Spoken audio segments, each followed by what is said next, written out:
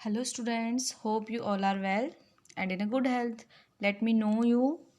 The first thing, that is the edition of your book has changed this year and here you can see the new edition of your book. मैं इस बताना चाहूँगी कि इस साल आपका course की किताबें बदल गई हैं और ये आपकी किताब का फ्रंट पेज है. Today we are going to start the first chapter of our Gulmohar book. आज हम हमारी गुलमोहर बुक का फर्स्ट चैप्टर स्टार्ट कर रहे हैं. The invention of shoes. जो चैप्टर नंबर है 1, इसका नाम है the invention of shoes. Chapter 1, the invention of shoes. Once upon a time king Hobu. एक बार एक राजा Hobu summoned his minister and said. अपने मंत्रियों को बुलाता है और कहता है, Gobu why should dust dirt my royal feet. Gobu, क्यों मेरे शाही पैर ये धूलों से गंदे हो जाते हैं. Whenever I step on the ground. मैं जब भी इन्हें ज़मीन पर रखता हूँ. You must put an end to this at once. तुम्हें एक बार इसे समाप्त करना ही होगा. Or else face my royal wrath. और नहीं तो तुम्हें मेरे क्रोध का कारण सामना करना पड़ेगा. गोबू वॉन्डर्ड एंड वरीड. गोबू जो कि मंत्री रहता है बहुत चिंतित हो जाता है और भटकने लगता है. He pondered and perspired. Here pondered means होता है स्टूडेंट्स thought deeply. मतलब कि किसी भी चीज़ के बारे में बहुत गहरा सोचना. और perspired means होता है sweated. Sweated मतलब होता है पसीना. पसीना आना, पसीने से गीले हो जाने को हम बोलते हैं sweated. तो जो गोबू होता है वो बड़ा ही चिंतित होकर, परेशान होकर भटकता है और सोच सोच कर पसीना पसीना हो जाता है. Scientist and learned man. वैज्ञानिक और सिख पुरुष. Scholars and mechanics. जो स्कॉलर्स यानी कि जो विद्वान रहते हैं. मैकेनिक्स मतलब होता है प्रोसीजर ऑफ द किंगडम्स. मतलब कि जो राज्य में काम करने वाले लोग होते हैं उसे हम बोलते हैं मैकेनिक्स. ठीक है, वो सब उस चीज़ का सामना करते हैं.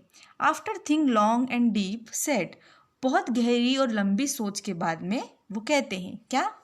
If you do away with the soil how will you grow crops. यदि आप मिट्टी को ही दूर कर दोगे तो फसल कैसे आएगी. सो दे थॉट सम मोर. तो बस फिर से उन्होंने कुछ और सोचा. इसलिए उन्होंने कुछ और सोचा. क्यों? क्योंकि राजा ने क्या कहा था कि धूल को दूर करो. और अगर उनका कहना था कि हम धूल को या मिट्टी को ही दूर कर देंगे तो फिर हम फसल कैसे उगाएंगे. And then they had made a purchase. तब उन्होंने क्या सोचा कि क्यों ना हम कुछ खरीदते हैं. और उन्होंने क्या खरीदने का सोचा. Of 17,50,000 brooms. उन्होंने 7,50,000 झाड़ू की खरीदी की. ठीक है. The dusting of the kingdom commenced. Here students, commenced means होता है बिगिन मतलब शुरुआत, किसी काम की शुरुआत करना. और जब उन्होंने वह झाड़ू खरीदी तो उन्होंने पूरे किंगडम के मतलब पूरे राज्य की सफाई करना शुरू कर दी. मतलब धूल हटाना शुरू कर दी. The dust covered the king's face and chest.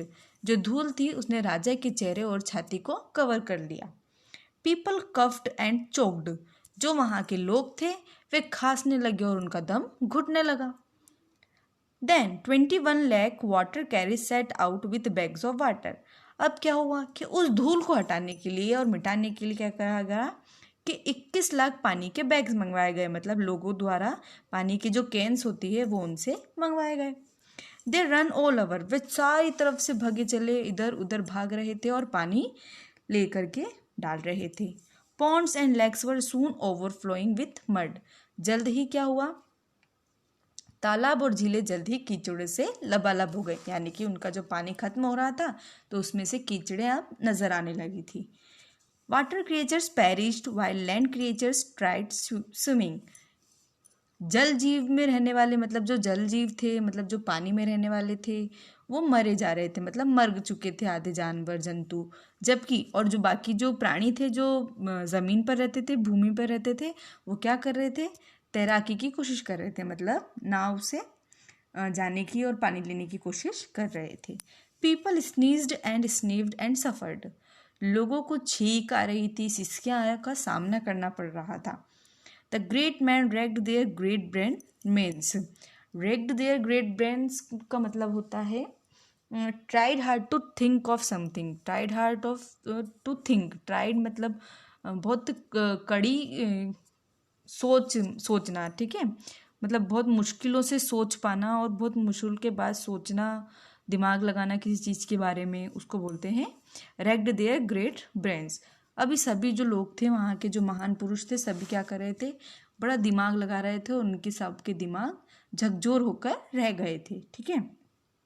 Someone said, फिर किसी ने कहा, कीप द किंग इनडोर्स, कि राजा को घर के अंदर ही रखें, मतलब दरवाजों के अंदर ही राजा को रहना चाहिए। If he does not step on dust, no dust shall touch his royal feet, यदि वे बाहर ही नहीं जाएंगे तो कोई धूल उनके कदमों को छू ही नहीं पाएगी। Then taking matter into his own hands, अब क्या हुआ कि कोई कुछ नहीं कर पा रहा था और राजा के हाथों में ही वापस वह मामला चला गया। द किंग अनाउंस्ड, राजा ने घोषणा की, क्या घोषणा की, call the tanners and wrap the whole land in leather. Here students, tanner, tanner means होता है पीपल हु मेक लेदर, ऐसे लोग जो लेदर बनाते हैं, चमड़ा यानी कि चमड़ा बनाते हैं, उन्हें हम लेदर कहते हैं। जैसे कपड़े बनते हैं ना, वैसे लेदर भी बनता है, उसे हम टैनर कहते हैं, ठीक है। अब राजा क्या ना घोषणा करता है कि कॉल द टैनर्स, यानी कि चर्मकारों को बुलाओ और पूरी ज़मीन को क्या करो, चमड़े में लपेट दो। Everyone bowed to the king, bowed means होता है अपना सर झुकाना, ठीक है। अब सभी राजा के सामने सर झुकाते हैं और बहुत ही सम्मान दिखाते हैं। What a brilliant idea your royal highness, this said, वे कहते हैं कितना बहुत ही शानदार विचार है हमारे महाराज का, कितना अच्छा होगा कि पूरी धरती, पूरी ज़मीन ही क्या हो जाएगी, चमड़े में लिपट जाएगी, ठीक है। The chief tenor of the kingdom and old man, राज्य के मुख्य चर्म शोधन, मतलब कि जो उस राज्य का सबसे अच्छा और जो नाम वाला था, कौन, चमड़ा बनाने वाला व्यक्ति, एक बूढ़ा व्यक्ति, वो राजा के सामने दरबार में पेश किया गया। Presented himself at the royal court, he bowed smiled a little and said, वह आया, उसने झुककर हंसा, मुस्कुराया और कहा, क्या, if your royal highness permits I have a suggestion, यदि मुझे महाराज आज्ञा दें तो मेरा एक सुझाव है। कवर योर रॉयल फीट, वो कहता है आप अपने शाही पैरों को ही ढक लीजिए। Then you shall not have to cover the whole earth, उससे क्या होगा कि आपको पूरी पृथ्वी को ढकने की ज़रूरत ही नहीं पड़ेगी। But the king didn't believe the solution to be so simple, लेकिन राजा ने समाधान को सरल नहीं माना, उसे लगा ये इतना आसान नहीं है। एंड कॉल्ड हिम अ फूल, और क्या कहा कि तुम तो मेरी नज़र में मूर्ख हो। Before the king could decide whether to throw him into jail or not, जब इससे पहले कि राजा तय कर पाते कि उसे जेल में डालना है या नहीं डालना है, the tenor who was sitting down at the Kings feet, जो चर्मकार आया था, मतलब जो चमड़ा बनाने वाला व्यक्ति आया था, वो क्या क्या कर रहा था, जो राजा के कदमों में यानी कि जो नीचे बैठा था, was busy measuring and cutting, उसने काटना और माप लेना शुरू कर दिया, ठीक है। And stitching a neat pair of shoes, और जूतों की एक सुंदर जोड़ी बनाकर तैयार कर दी। He presented them to his royal highness, और उन जूतों की जोड़ी को उसने महाराज के सामने प्रस्तुत किया, मतलब कि भेंट दी, गिफ्ट किया। The shoes fit king Hobu perfectly, जूते भी राजा के पैरों में पूरी तरह से आ गए थे। His royal feet felt warm and snug and most importantly clean. Here student another new word is there, snug, snug means होता है कंफर्टेबल, मतलब कि जिसमें आराम हम महसूस करते हैं, हमें अच्छा लगता है, आरामदायक, उसे हम बोलते हैं स्नग। अब क्या हुआ कि जो राजा था, हिज रॉयल फीट, मतलब उसके जो शाही पैर थे वो गर्म महसूस कर रहे थे, कंफर्टेबल यानी कि अच्छा लग रहा था उन्हें, सुखद महसूस कर रहे थे, और सबसे मोस्ट इम्पॉर्टेंट मतलब सबसे महत्वपूर्ण कि वो साफ भी महसूस कर रहे थे। कैसे कि वो बिल्कुल अब स्वच्छ है, उन्हें कोई गंदा नहीं कर सकता। द मिनिस्टर सेड, तब मंत्री कहता है, I had the same idea my self, कि मेरे पास भी यही विचार था। Somehow the fellow must have got hold of my idea. किसी तरह इस व्यक्ति ने मेरे ही विचार को आपके सामने रख दिया है.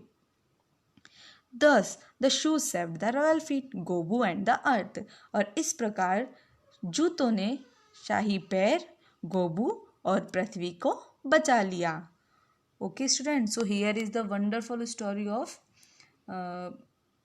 King Hobu and their minister Gobu. मतलब कि राजा होबू की और हमने अभी उनके मंत्री गोबू की कहानी सुनी थी और कैसे हमने पता किया कि इन्वेंशन कैसे हुआ शूज़ का.